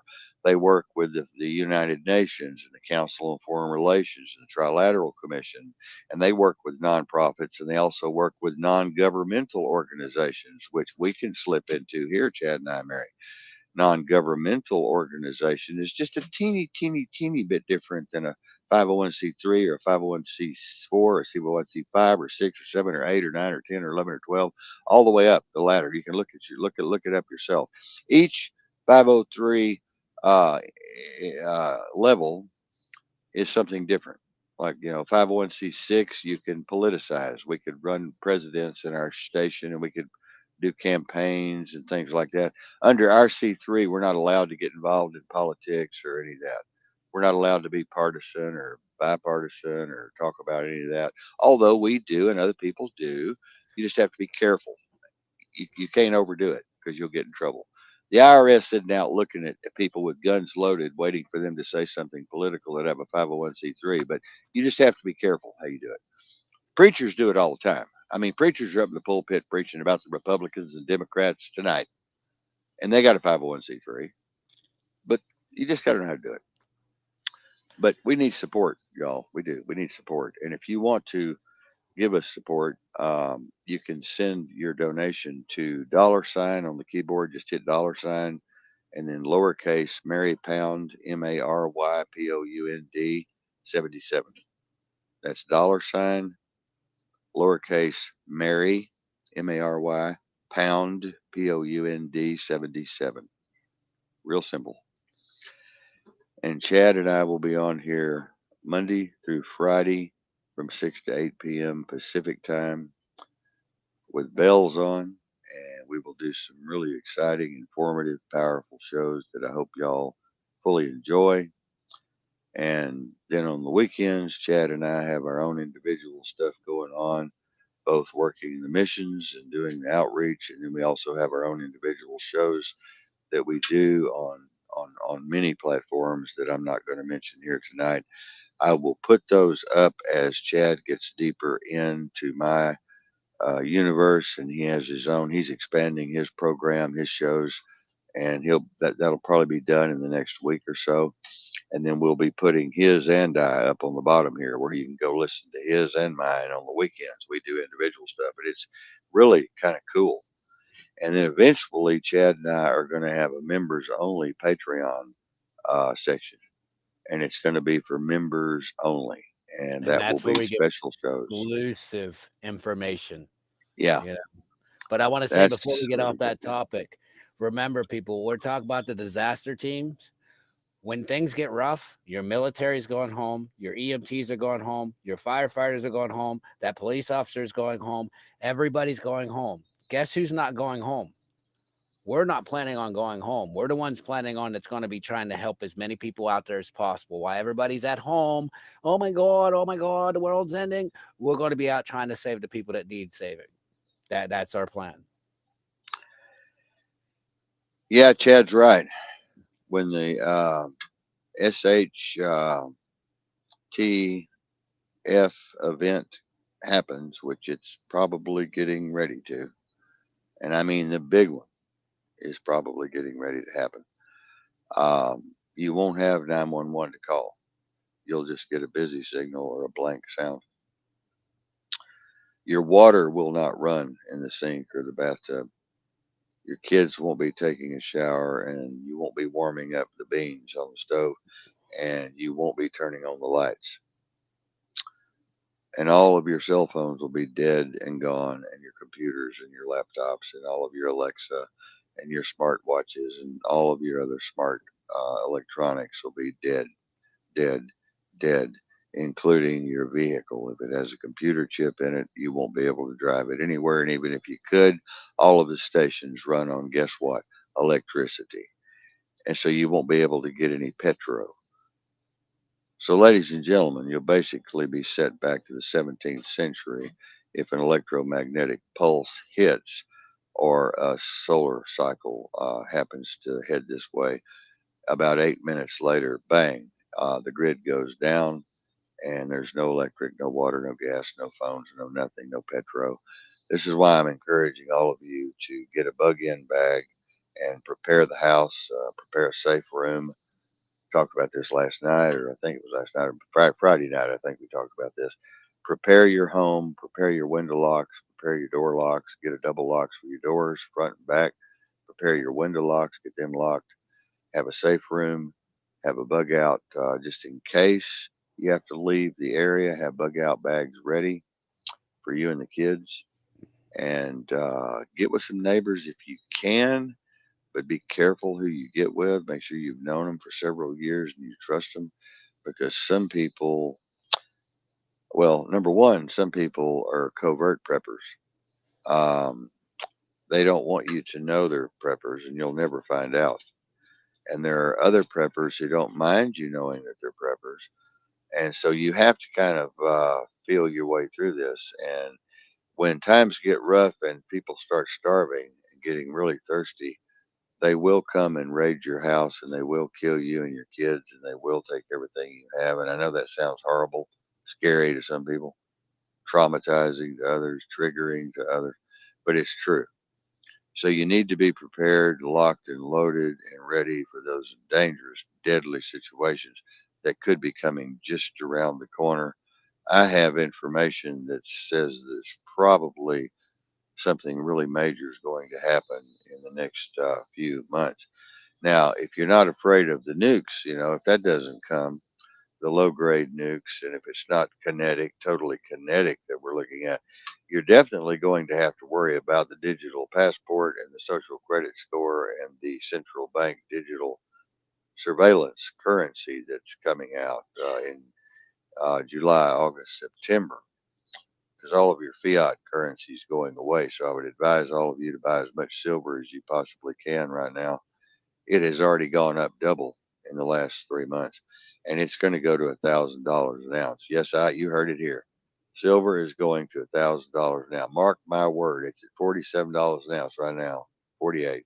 It's going to $1,000 an ounce. So I would advise all of you who've got any extra money to go out and buy $1,000 or two's worth of silver, because it will be the only big thing that you can barter and save your life of you and your children in the event of an emergency. People will take silver and go away.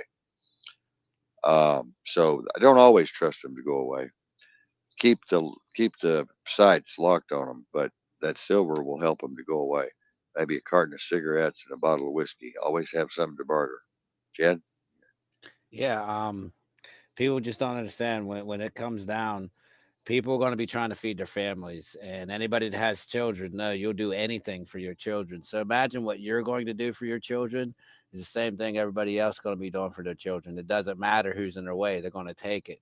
But as he's saying, always have a barter. Like if you have barter, like medication, like if you can get antibiotics, or you can get bandages, or anything can be a good barter.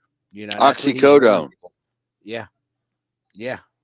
Uh, simple things: Tylenol, aspirin, ibuprofen. That's all bartable. That's perfect. If you don't know how to make alcohol, learn how to brew, because you brewing your scraps into an alcohol could save your life. Hmm. Mm-hmm. Hmm. And learn to can. That's fun. We're going to do some canning shows. We are here one of these days soon. Going to do some fishing shows, do some other creative podcasts. That's going to be a lot of fun. Uh, Learn to fish, learn to hunt, learn to shoot, because you're going to have to probably be killing all the squirrels in your neighborhood and all the raccoons and cats and dogs. And when you get hungry, you'll eat just about anything. I promise you, including your neighbor. And I've actually heard of people eating their own children all over the world. But I didn't want to say that tonight, but I did. You get hungry enough, you'll eat anything. You'll eat your Oh next yeah. door neighbor. So I'm sorry, that sounds crazy, but it's going on all the time, and it's been going on for a long, long time. And I just want y'all to know. I hope it don't get that bad, but be prepared in case it does. Um, and like I told Chad and Mary yesterday, even if we don't have a nuclear event or a Yellowstone blow or a Cascadia situation, earthquake 9.5 that we've been expecting out here in the Northwest, we're still going to have major problems with the lockdowns, the quarantines, the new pathogens, and the government control, the censorship, and all of the other crazy, crazy laws that are being signed into action without any vote from the general public or the voter. Okay, they're just writing these things down and passing them right and left. And I don't know how we letting this happen. I really don't. I'm including myself. I don't know how the hell we're letting this happen, but it's just happening, and we're just it's normal. Like everybody, whatever they want to do to us, they can just keep doing it. It's scary. All the backdoor deals, all the backdoor documents that they create, all the control that they've done, and yeah, like, I fault myself for it too because I let it go on too. You know what I mean? Like we all did. We really can't point a finger at any individual. We have to point it at us all because we all failed. And now, since we all failed, now we all gotta deal with the consequences that are coming. Yeah, and there's a whole bunch of consequences coming. We haven't even talked about the Palestine, Ohio. People have forgotten about that. That destroyed the atmosphere, the water, the land, and the air for 3,000 miles plus around that area. And then we've got all these other chemical spills. And then we've got this situation.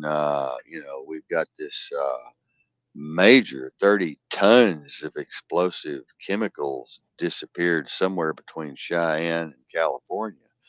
Now, a rail car carrying 60,000 pounds of ammonium nitrate, which is a key material used in the bomb that blew up the federal building in Oklahoma City with Timothy McVeigh back in 1995.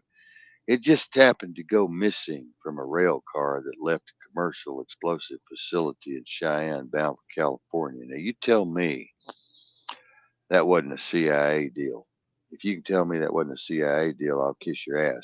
Came from Dino Noble, Cheyenne, Wyoming. Rail car 4076. Rail car 4076.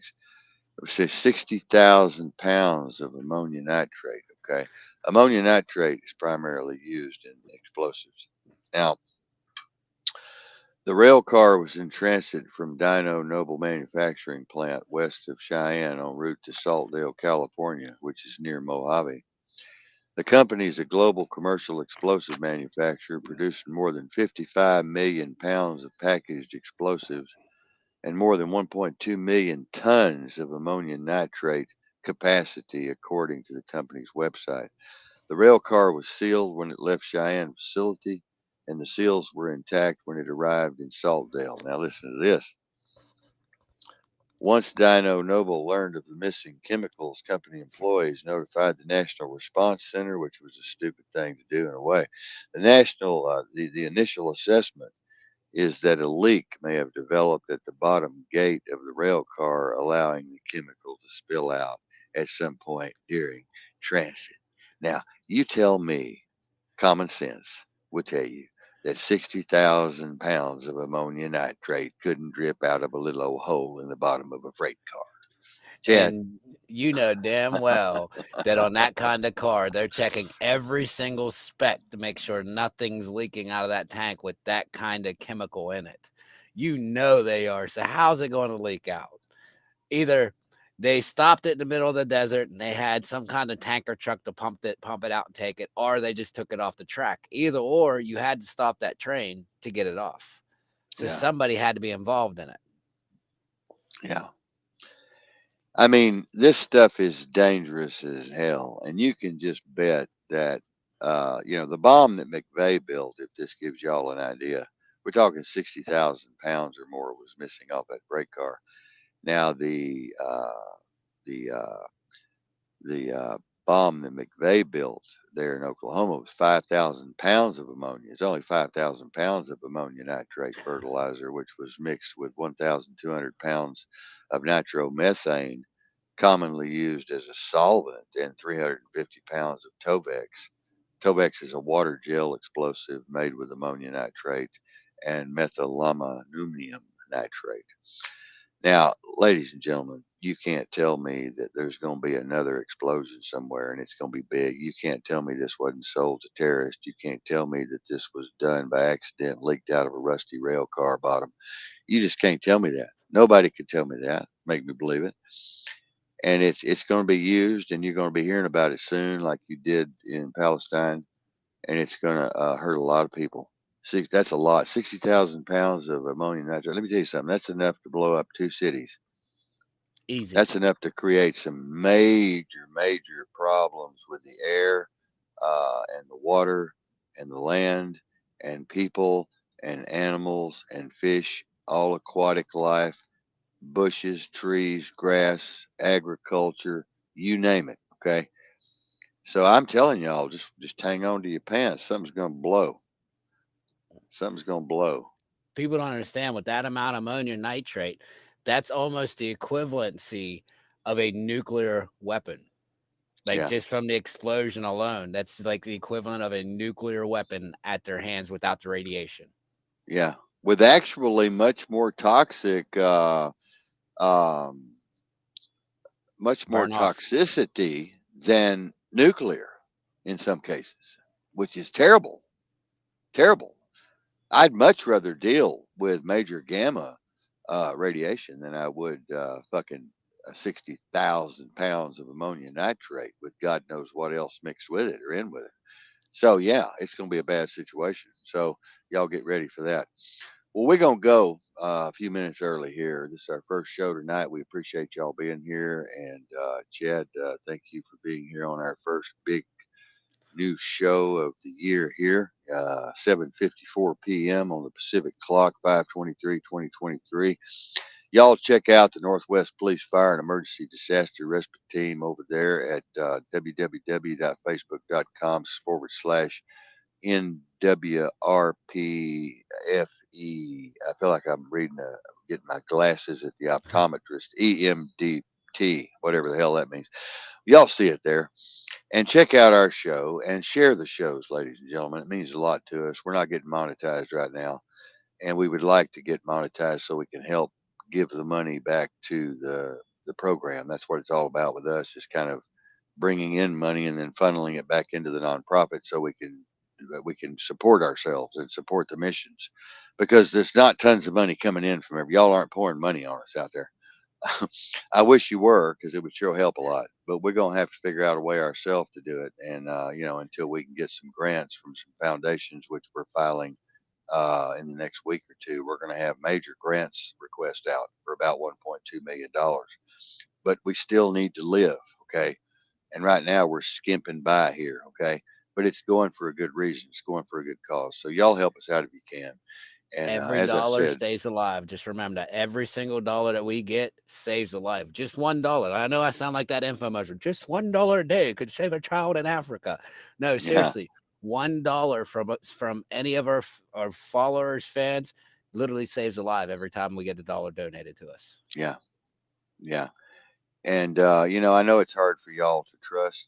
I know it's hard for y'all to believe in these things. I know it's hard for y'all to not think that there's some kind of scam going on and be paranoid, because that's just the way it is today. We talk about it all the time. Because Marion and I have been scammed. He's been scammed. Chad's been scammed. We've all been scammed. We've all been hoaxed. We've all been double crossed. And so I don't blame y'all for being skeptical, but just do your best to listen to the shows and see what we're doing, and look into some of our pictures and things on the internet, KylerDavenport.com. Chad will be putting his information on the website here over the next week, and y'all can check him out and look at what we're doing out there. Read some of our poetry, read some of our articles, read my books. I have books on Amazon.com. I'm a prolific writer over there, Amazon.com. The Lone Wolf series, and I'm also on Amazon.com under Modern Evolution of Minds. Modern Evolution of Minds. I have all of my dark poetry over there, and I've got four more books coming out pretty quick. And one is going to be dedicated to targeted individuals, and I'm going to be working with the Psychiatric Association of America to educate them on what a targeted individual is and how mind control has affected these people, and give them the sources and reports and dossiers that I have in my possession to prove to them once and for all that targeted individuals do exist, and that they are sick and they do need help, and they do not need to be locked up in the behavioral health unit. Y'all take care. May the force be with you all. Godspeed and all of that. Keep your head on a swivel and keep your eyes wide open. Chad and I will be back tomorrow night. Y'all take care. Bye bye. Adios.